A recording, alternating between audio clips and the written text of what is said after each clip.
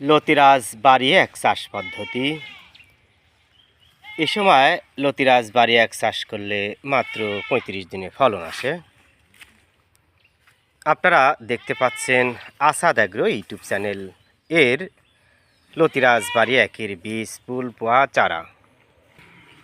প্রিয় দর্শক, কথায় আছে ভালো বীজ ভালো ফসল। আপনারা দেখতে পাচ্ছেন সফল লতিরাজ বাড়ি কচু এক চাষি।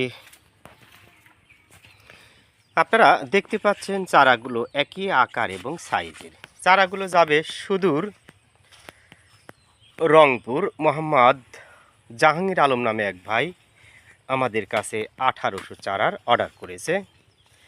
দেখতে পাচ্ছেন চারাগুলোর পাতা কাটা হচ্ছে।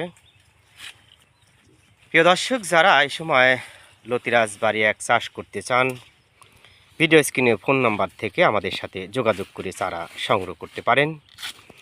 এইটা লতিরাজ বাড়ি একের ক্ষেত, সুস্থ সবল গাছ, সুস্থ সবল চারা আপনারা দেখতে পাচ্ছেন।